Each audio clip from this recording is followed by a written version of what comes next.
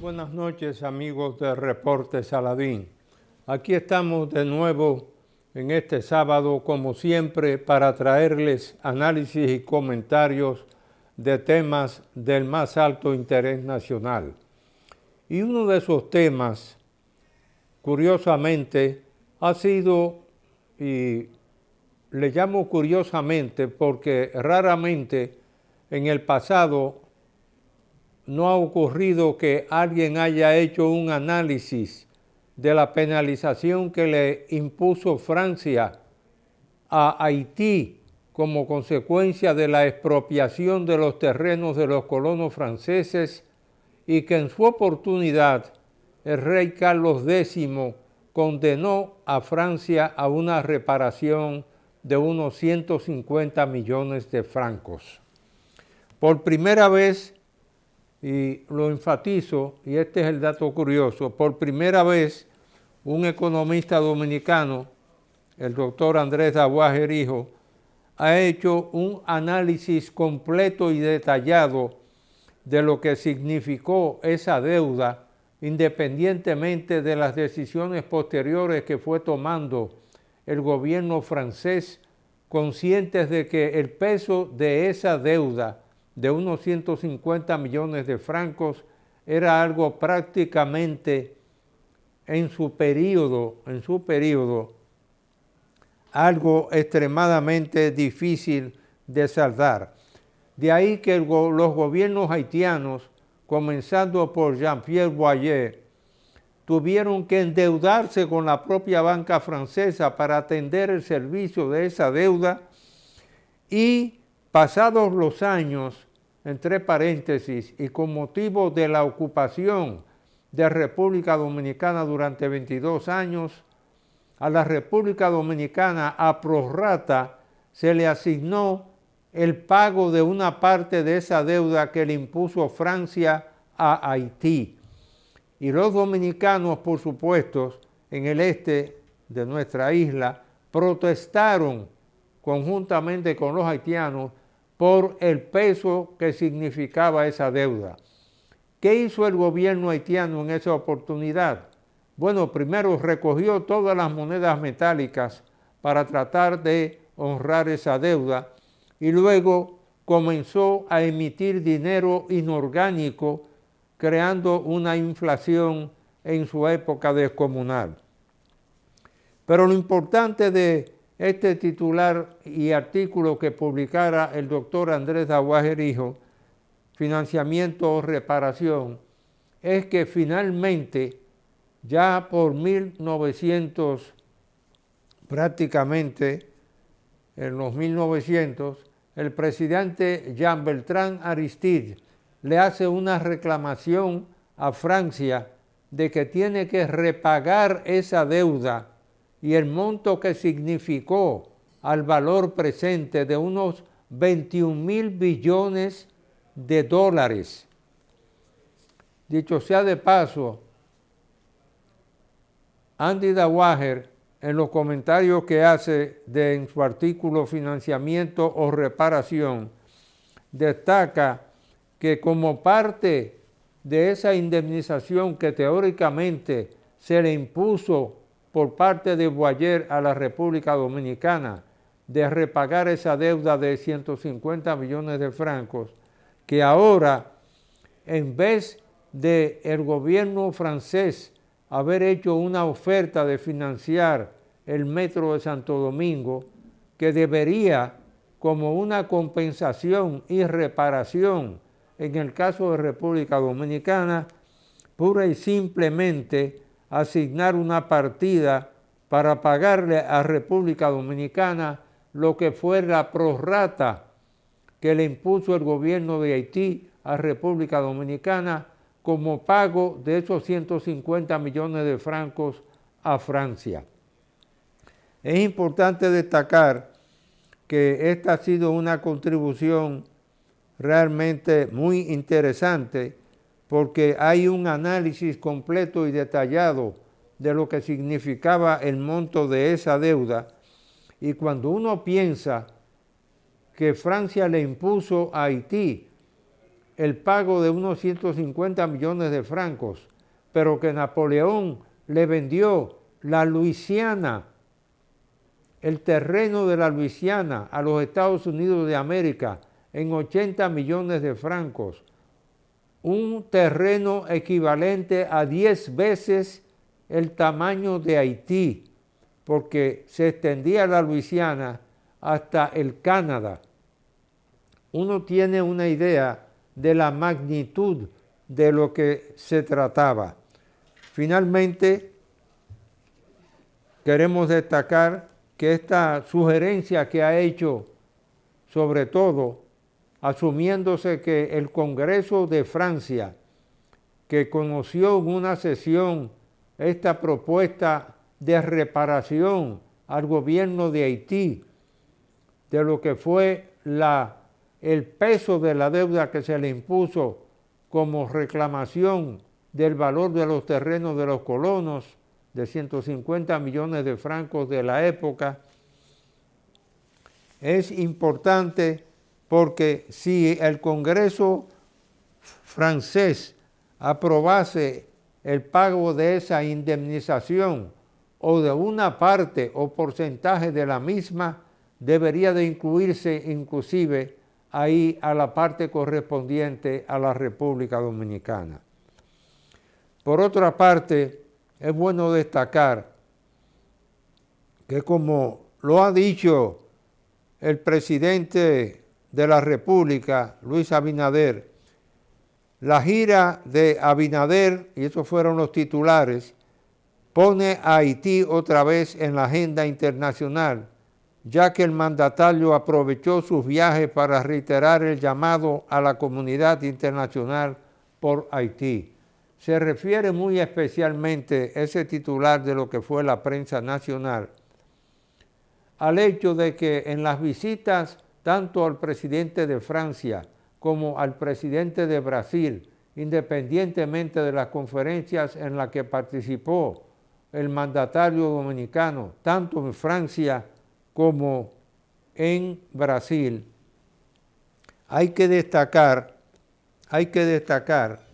que hubiese sido una buena oportunidad haber tocado el tema de precisamente lo que fue la participación de Brasil dentro de los cascos azules de las Naciones Unidas en la ocasión anterior que estuvieron en Haití, porque fue mediante una conversación entre un presidente de Francia, el presidente de Estados Unidos y el presidente Lula en su periodo previo anterior, que se llegó a un acuerdo para que fuera el ejército brasileño que formase los cascos azules y ocupase Haití durante los años que lo hizo. Hacemos una breve pausa y retornamos en unos instantes.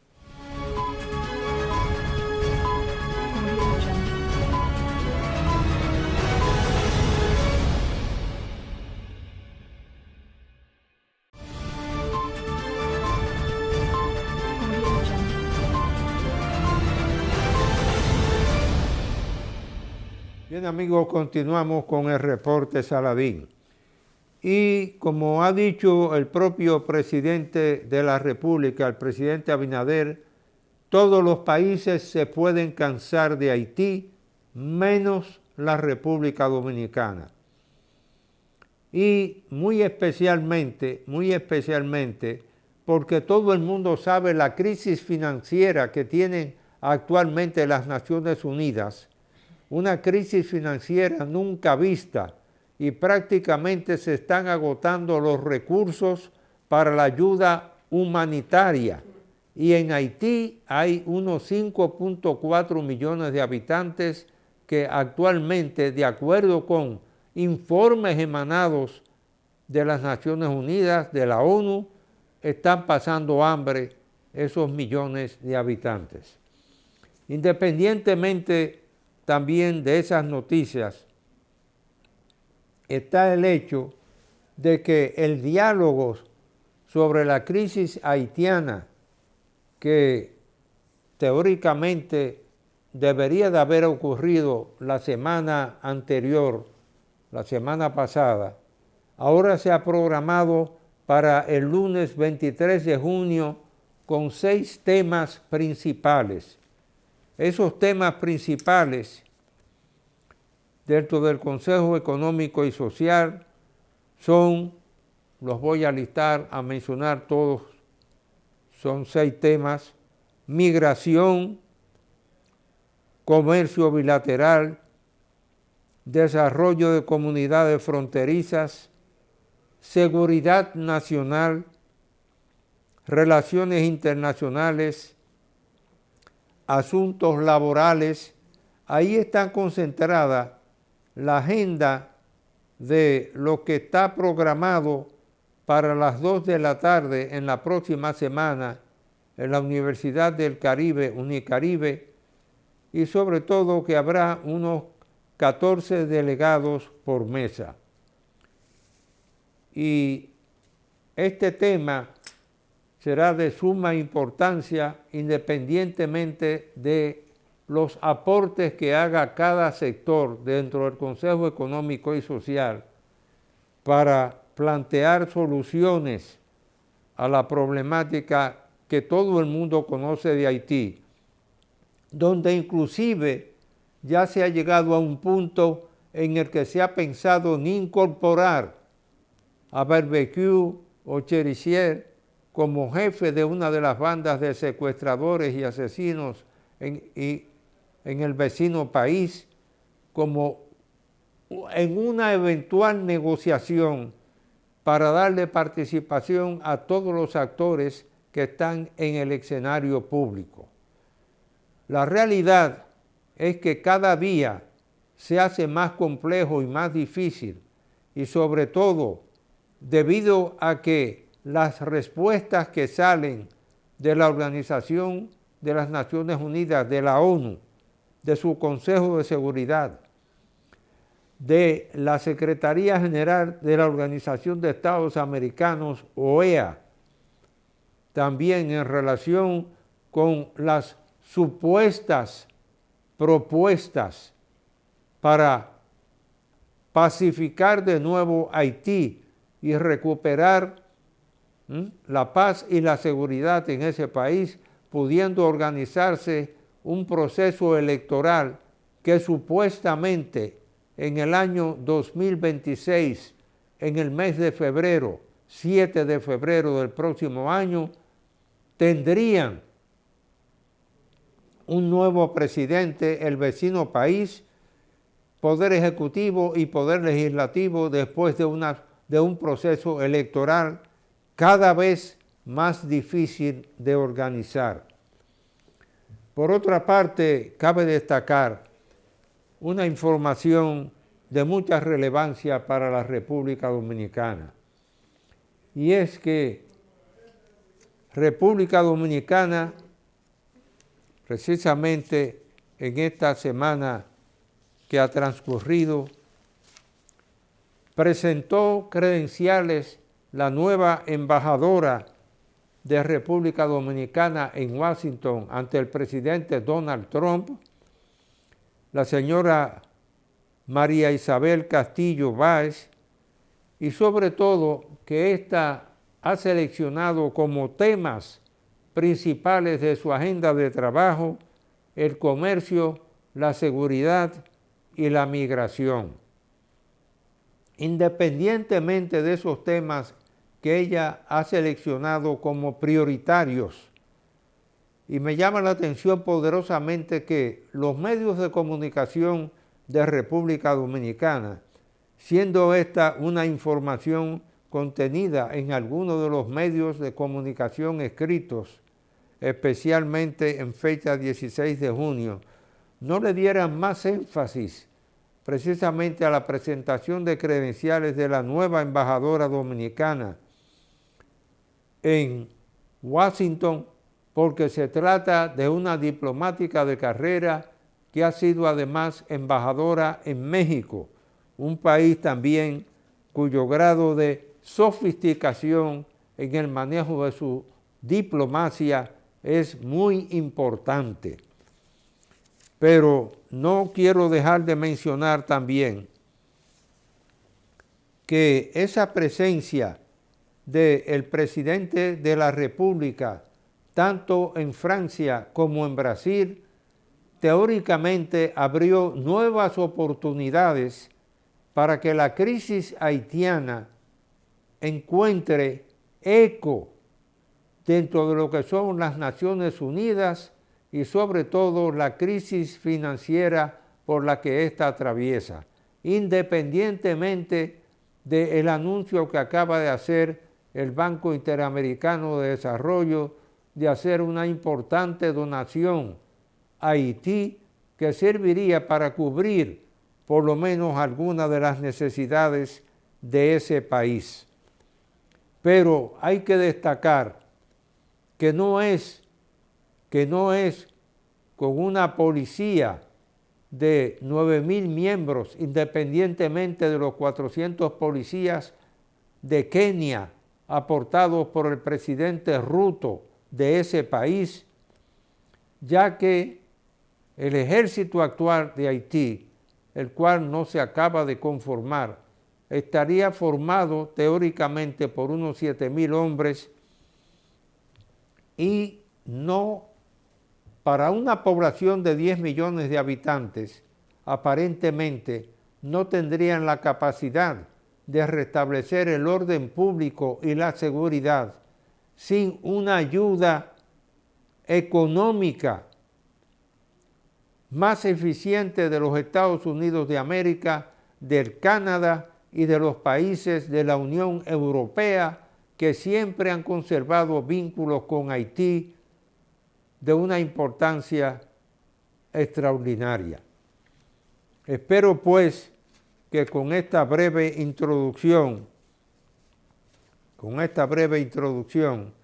independientemente de que aquí en el país el Banco Central de República Dominicana ha liberado un importante monto de recursos para reactivar la economía dominicana, la cual se sigue proyectando como una de las economías con un crecimiento eventual en este año 2025 de un 3.5% de crecimiento.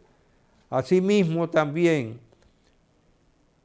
está el aporte que están haciendo las remesas, las cuales han tenido un comportamiento dentro de la situación que se está produciendo en los Estados Unidos de América, un comportamiento positivo, y esperar que ese comportamiento de las remesas se continúe y sobre todo que siga siendo un brazo de apoyo para la balanza de pagos de la República Dominicana. Hacemos una breve pausa y retornamos en unos instantes.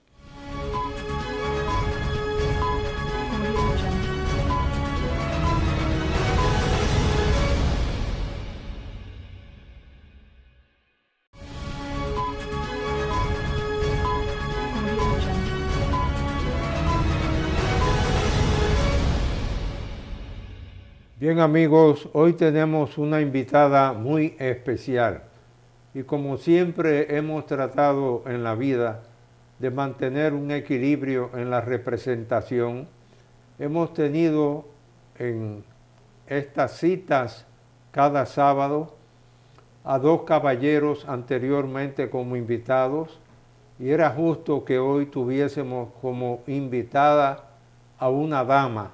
Pero qué dama además, porque el terreno que cubre Rosa NG es un terreno muy amplio. Yo conozco pocas personas que hayan hecho más seminarios y participado en más eventos internacionales que ella en materia de seguridad y defensa nacional, independientemente de sus aportes también, como ciudadana y como dominicana también y china, en la creación del barrio chino de la Santo Domingo, algo sumamente importante. Y como decían unos dominicanos que llegaron una vez a China, ellos decían que ellos querían comer comida china y el mozo le decían, lo corregía y le decían, no, comida de Cantón, porque ustedes los dominicanos, la que conocieron fue la comida de Cantón. Y ahí los aportes que ha hecho nuestra distinguida invitada, Rosa N.G., ahora con un restaurante, además, también, son de mucha importancia para permitirnos saborear lo que es la delicadeza de la sofisticada comida china. Bienvenida a nuestro programa de Reportes Aladín. Muchísimas gracias, Roberto, por la invitación. Es un honor para mí estar aquí contigo, a quien aprecio tanto y conozco de tantos años atrás. Qué bueno verte, qué bueno verlos. Para nosotros es un honor y una gran satisfacción poder tener a una mujer que ha hecho tanto por República Dominicana. Porque independientemente de los capítulos vividos por mi esposa Berdanín de Saladín y quien les habla, cuando en el año lunar de China, en ese mes de febrero, asistíamos en plena ciudad de Washington también cada año a todo el espectáculo que montaba la Embajada de China en las calles y avenidas de esa gran ciudad. Pero aquí en el barrio chino también, sin que las comparaciones sean necesariamente de lugar, pero también aquí se han celebrado fiestas de esa naturaleza. Queremos preguntarte cómo tú lograste convencer a todos los sectores involucrados alrededor de la avenida Duarte, la Benito González también, para en ese sector desarrollar lo que ha sido prácticamente ahí una parte del barrio chino. Bueno, lo primero que hay que señalar es que yo soy parte de esa área ahí, porque cuando mi familia vino desde Santiago, o sea, yo soy santiaguera, cibaeña, allá era que papá tenía negocio en Santiago y allá fue que él trabajó siendo cocinero en el restaurante Antillas, que era un restaurante muy emblemático en los años 40, 50, que estaba en el frente del parque principal. Nosotros emigramos aquí a la capital a finales de la década del 50 y justamente a donde estaban nuestros familiares era ahí en esa zona. Residimos en parte, la revolución nos la pasamos ahí en la Duarte con Barahona, en la Casa Bienvenidos, que era de nuestras familias. También abajo, en la Benito González, con Duarte también habían unos primos, en la misma Duarte, más ahí cerca frente al parque, al Teatro Max, al Cine Max, también eran familias, es decir, ahí estaba la familia, lo tradicional, digamos, la casa de la familia NG y 13 familias más. Ahí está el centro, la colonia china, que anteriormente se llamaba Casino de China, en los años 40. Y eso, mis andadas en el Parque Enriquillo era algo de joven adolescente, de ver todas las cosas que se desarrollaban en ese sector. Cuando mi padre murió, falleció en el 1978, yo me encontraba en Argentina, porque fui a estudiar allá y andaba yo en los Andes, porque yo estudié geología allá, y entonces en los Andes, en la cordillera, no había celulares, no había nada, no se pudieron comunicar conmigo. A los 2 meses yo me enteré que papá había fallecido. Y eso me dio una pena muy grande. Después viajando por el mundo, andando en Nueva York, en San Francisco, en Europa, entonces yo veía los Chinatown, en el mismo Washington, Y decía, pero esto se puede hacer en la República Dominicana. Esto, ahí está la razón social, los chinos han estado ahí desde los años 30, más o menos. Y entonces cuando el Ayuntamiento del Distrito Nacional planteó la idea de la renovación de la Avenida Duarte, con todos los sectores ahí involucrados, que eran los buhoneros, eran los empresarios, y yo voy al ayuntamiento y le digo, ustedes no pueden hacer eso sin pensar en los chinos, así que vamos a hacer un barrio chino.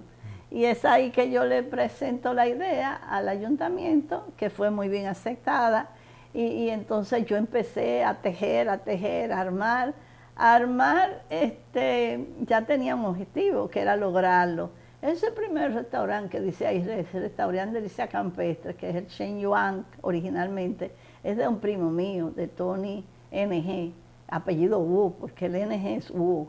Y eso lo incité yo a que lo comprara, a que comprara ese solar que era una antigua colchonería que había ahí.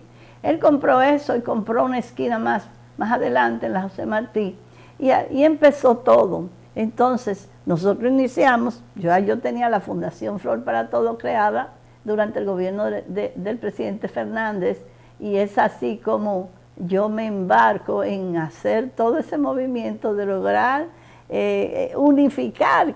Primero, en la comunidad china se veían también muy raros, porque nadie se le ocurrió la idea de hacer esto. Y yo logré que me escucharan y que se adhieran. Un año duré con los taiwaneses en esta mesa de este lado y los cantoneses de este lado, y yo en el medio. Entonces, ahí fue que logré convencer a ambas partes de que era importante hacerlo, y lo hicimos, y lo iniciamos con fondos propios, quiero que tú sepas, así como estoy ahora restaurando el barrio chino con fondos propios. Yo dije, bueno, después que vine de China, tú sabes que me pasé casi 8 años en China, trabajando para el establecimiento de las relaciones diplomáticas China-República Dominicana. Y sobre ese capítulo vamos a conversar como uno de los puntos. Sí, pues yo llegué y entonces... Tus experiencias, habiendo vivido la experiencia china, porque muchas veces, Rosa, yo he mencionado aquí, por mi formación, que hasta 1853 el país más rico del mundo era China, era China, y sobre todo que era el que tenía el mayor Producto Interno Bruto o Producto Nacional Bruto, hasta 1853. Luego vino la Guerra del Opio, ese país se desorganiza, y comienza otra etapa ya después de 1912. Y las invasiones. Las invasiones, la desorganización que generó la Guerra del Opio. Correcto. Pero ese país ha sido uno de los grandes beneficiarios de la globalización. Así es. Y hoy lo que era la ruta de la seda, en camello, hoy es hecha en forma ferroviaria. Correcto. Porque llegan los trenes desde Beijing hasta prácticamente Europa Occidental. Así es. ¿Cómo fue tu experiencia en esos 8 años que tú viviste en China? La verdad es que fue una experiencia extraordinaria, yo diría, porque primero yo me compenetré con mis raíces asiáticas, con mis raíces cantonesas. Juan Bosch me decía a mí, ¿usted es vietnamita? Y yo le decía, no, yo soy cantonesa. Y porque cuando él vino justamente de ese viaje por las antípodas, cuando él llega, me encuentra a mí ahí, dice, ¿y esta chinita? Esta no, esta es una vietnamita, porque él se fijó mucho en el tema Vietnam. Y yo dije, no, yo soy cantonesa, decía yo, muy estoica. Pues la verdad que fue una experiencia extraordinaria, compleja, difícil en algunas etapas, pero lo logramos, que era lo importante. Nunca desistí, yo sabía que lo iba a lograr. Inclusive, fíjate qué interesante, que me enteré que algunos académicos Tintan de Taiwán, cuando a mí me nombraron, que dicho sea de paso, la primera persona que me felicitó por el nombramiento que hizo el presidente Fernández nombrándome representante allá de la Oficina de Desarrollo Comercial, pero era representante del país. Fue el embajador de Taiwán en ese momento, el embajador Tsai, Isaiah Tsai se llama. Y me llamó y yo me sorprendí de esa llamada. Rosita, quiero felicitarla porque usted ha sido nombrada en China. Y yo le dije, ay, embajador, yo misma ni sabía que había sido nombrada. Le agradezco, usted va a hacer mucho por su comunidad, me dijo. Tú sabes que como yo fui uno de los fundadores del Centro Dominicano de Promoción de Exportaciones, sí, claro, conjuntamente con el ingeniero Fernando Periche Vidal, ay, sí, fue Luis mi jefe. Eduardo Tono Santana, Luis Eduardo Tono Santana, sí. Bienvenido Brito, A mi hermano Brito. Muchos amigos que me excuso por no mencionarlos, pero yo siempre les decía a ellos en tono de chiste, miren señores, el día que los chinos decidan beber café, aparte del té que ellos beben, el mundo entero sabrá lo que va a ser el poder del café. Por supuesto, yo no imaginaba en esa época que el café después del petróleo era el producto que iba a mover más dinero en el mundo. Claro. Pero definitivamente el café dominicano también ha llegado a China. Y yo llevé café mucho a China. ¿Sabes quién me mandó a mí a Toy de Camps? Cuando se enteró de que me habían nombrado, me llamó y me dijo, Pochi, ven por aquí. Pues me decía Pochi siempre, toda la gente así cariñosamente me llamaban Pochi. Ven por aquí que quiero hablar contigo. Y llamó por teléfono a Rafaelito Pereyó. Y le dijo, Rafaelito, yo quiero que tú conozcas a Rosa NG, porque ella se va para China y es muy importante que lleve café para China. Sí, y yo me llevé café Santo Domingo por pila para China y a todo el mundo le regalaba café Santo Domingo, a lo del Partido Comunista, a lo de la Cancillería, a todo el mundo. Tú sabes cómo son esas cosas, ¿no? Porque tú con tu experiencia también como embajador, más que nadie también sabe. Pues lo cierto es que China fue una gran experiencia y que realmente me tocó vivir una etapa súper interesante porque cuando yo llegué, la primera vez, yo no llegué como funcionaria pública ni servidora pública, yo llegué como una empresaria porque me invitó la que era representante de la Oficina Comercial de China aquí, el señor Tsai Weixiang, y además mi hijo Fran se interesó por ir a estudiar mandarín, había terminado la Universidad de INTET, Ingeniería Industrial, y yo le dije, muchacho, pero ¿por qué tú quieres estudiar a China, no, verdad? Porque lo lógico, ellos son alemanes, mis hijos, que se fuera a Alemania a estudiar, ¿verdad? Y el caso es que no, dijo, yo quiero ir a China porque es el idioma, hay que aprender mandarín, porque es el idioma de este siglo, mamá. En el 2005 me dijo eso, fíjate. Y se fue, entonces yo llevaba la doble misión de ir a un encuentro de empresarias, de mujeres empresarias chinas de ultramar. Y ahí fue que entonces, y llevaba a mi hijo al colegio donde iba a estudiar mandarín. Y yo estaba asustada pensando a dónde que lo voy a meter y cómo y qué. Pero maravillosa experiencia. Y entonces en China pude apreciar en ese 2005, apenas habían 2 o 3 vehículos Santana en la calle. Uno miraba, porque uno con el jet lag se despierta y mira por la ventana y ve lo que... La calle es desierta, sin vehículos, avenidas enormes sin vehículos, con bicicleta, mucha bicicleta, algunos que otros motores, ni tantos motores. Eso era 2005, ¿eh? Estamos en el 2025, apenas 20 años, y ya tuve el boom terriblemente desarrollado Hacemos una breve pausa, Rosa, y volvemos en unos instantes.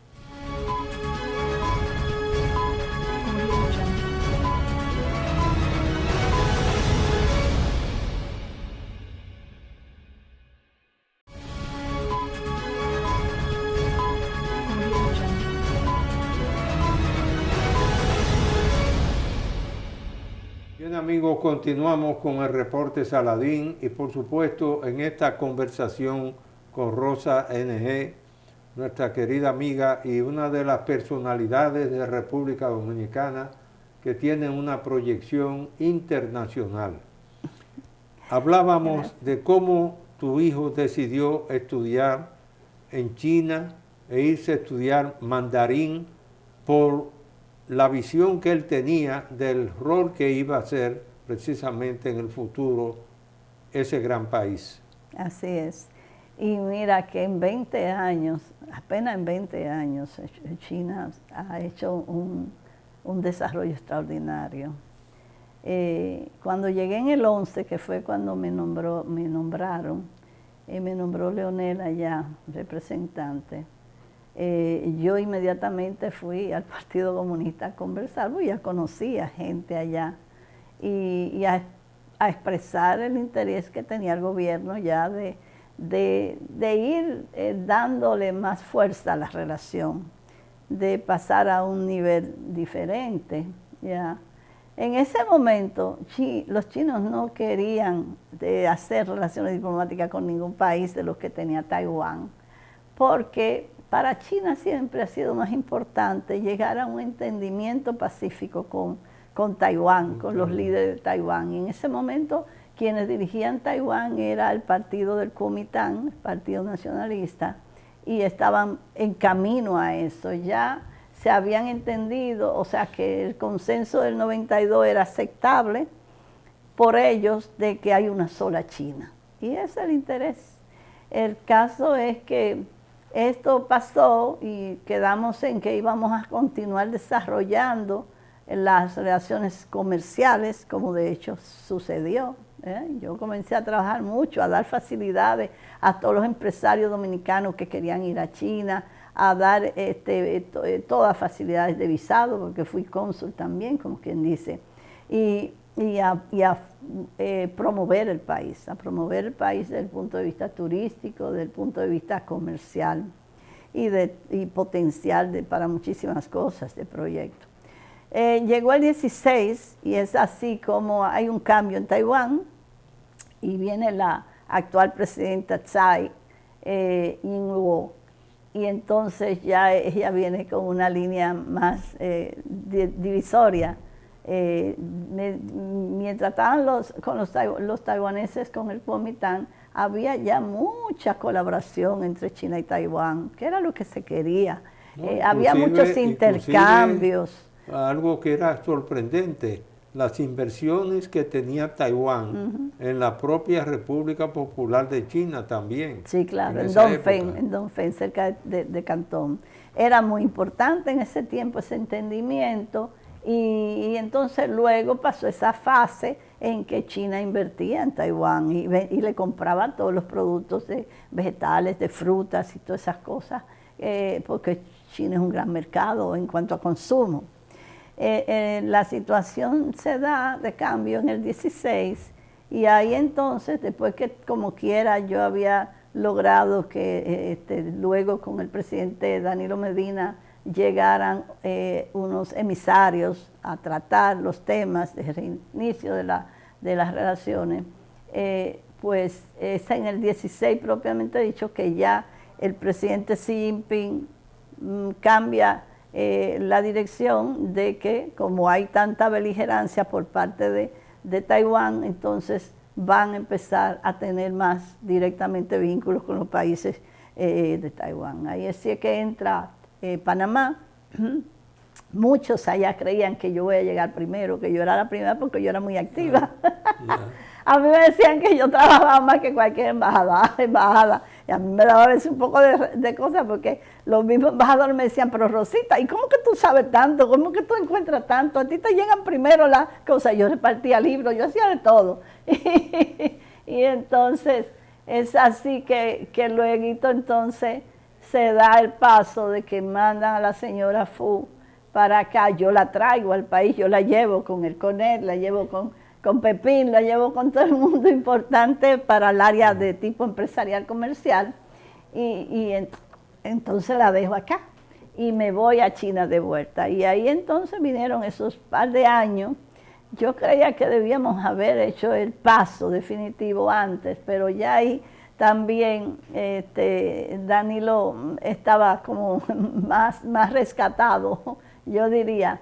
Y hasta que definitivamente la tomó. En ese contexto, fíjate, Yo que estuve en Washington, en el Banco Interamericano de Desarrollo, 4 años, Sí. como director ejecutivo alterno por México y República Dominicana, te puedo decir que cuando la República Popular de China solicitó su admisión como miembro observador en el Banco Interamericano de Desarrollo, Sí. ya China, la República Popular de China se había convertido de hecho en el verdadero, en Alemania siempre se decía, donde yo estudié, hablaban de el Wirtschaftswunder, un milagro económico. Un milagro económico. Sí. Realmente el milagro económico es el que hizo la República Popular de China, con el crecimiento espectacular en 40 años.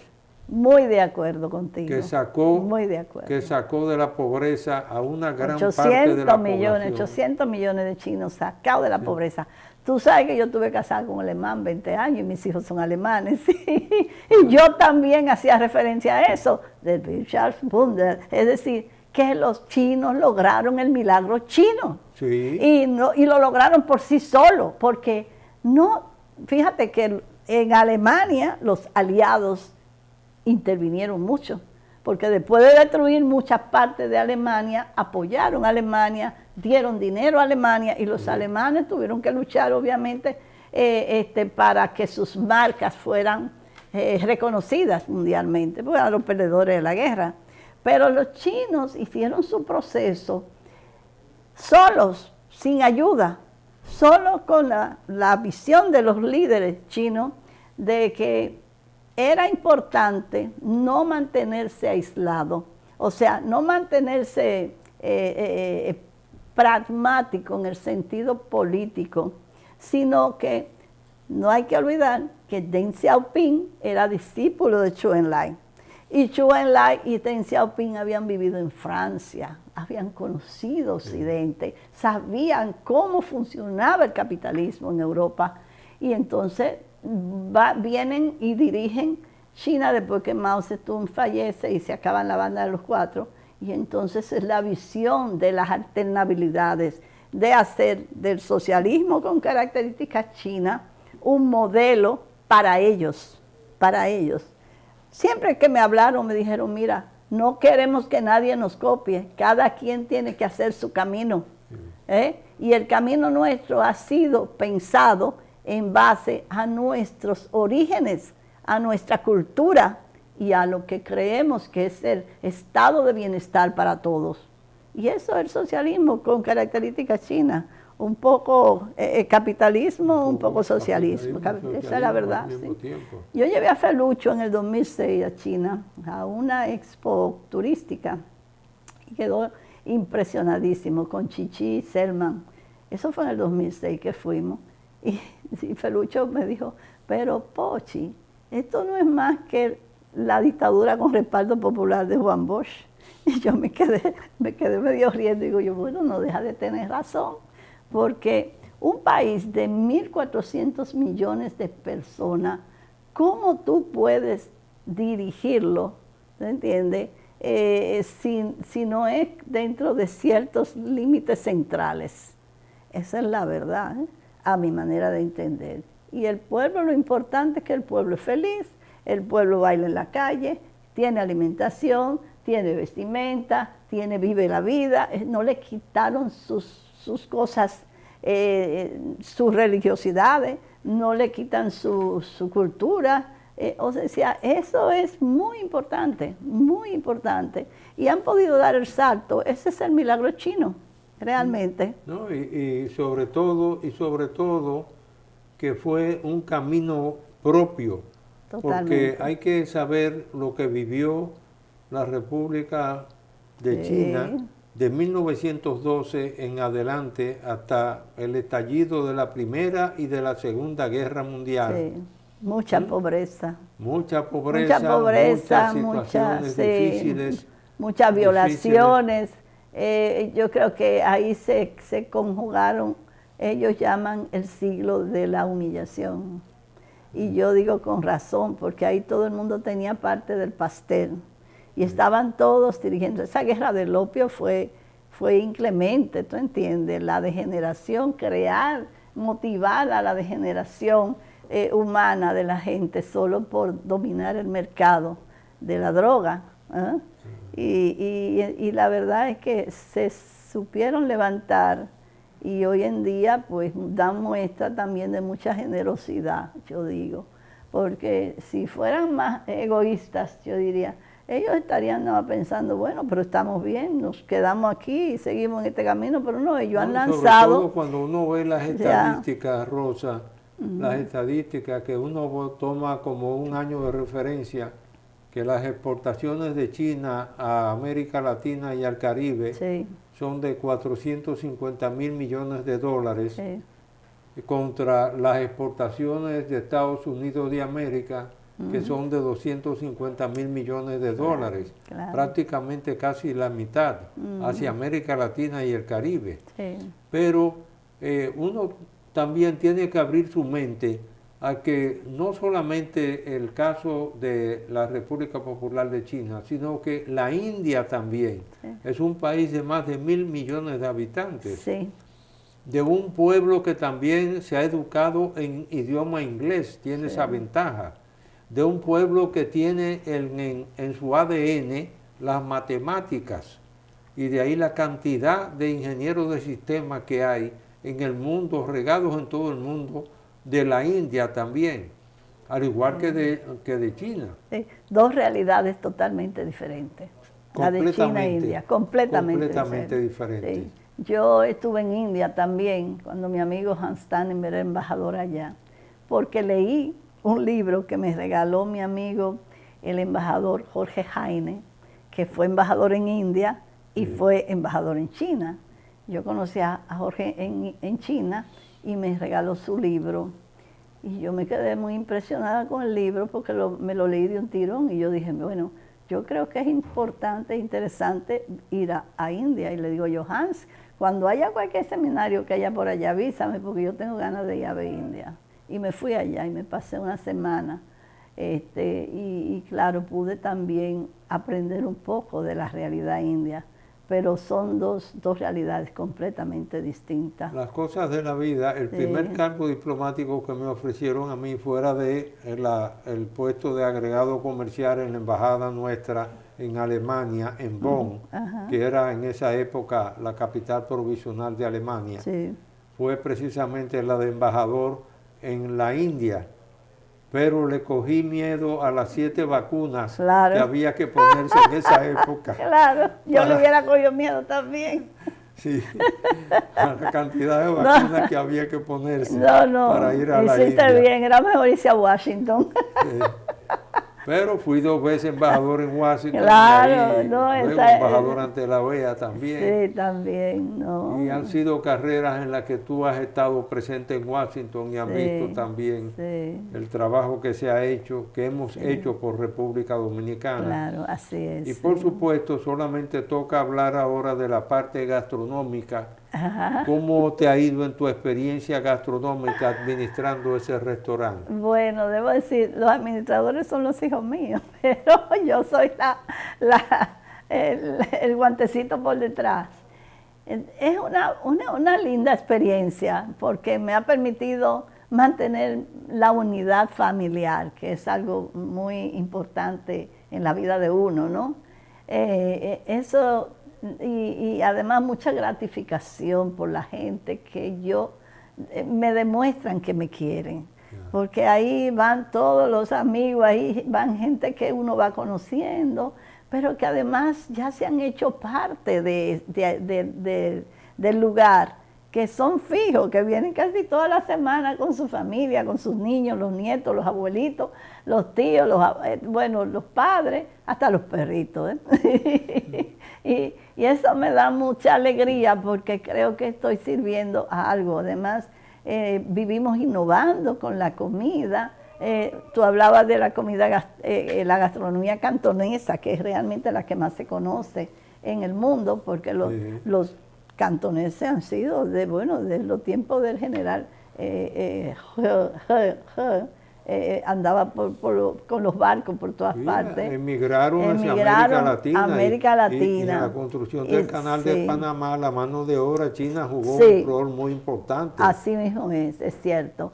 Y entonces trajeron a Estados Unidos también su comida, que en cierta forma se ha adaptado. Aquí un poco se ha aplatanado con lo del chofán, el chop suey, el chop mein, que son platos que en China, pues tú lo dices y no se conocen tantos, ¿no?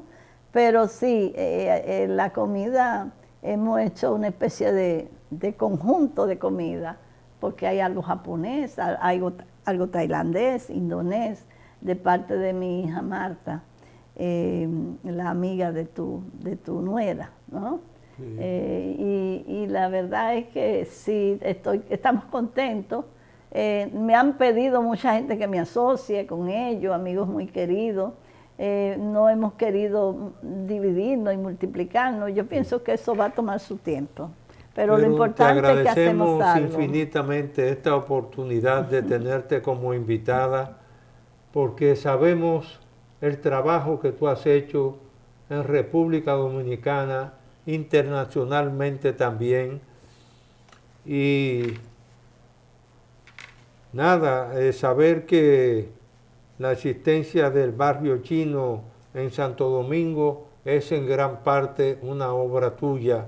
Gracias. Dándole una proyección turística también a la República Dominicana con la existencia de ese barrio chino. Despedimos este programa como siempre lo hacemos, con esa frase del inmortal de la literatura española, Miguel de Unamuno y Hugo, cuando decía en 1936, me duele España, a mí me duele la República Dominicana. Gracias, Rosa N.G., que Dios te bendiga y que Dios bendiga al pueblo dominicano. Gracias.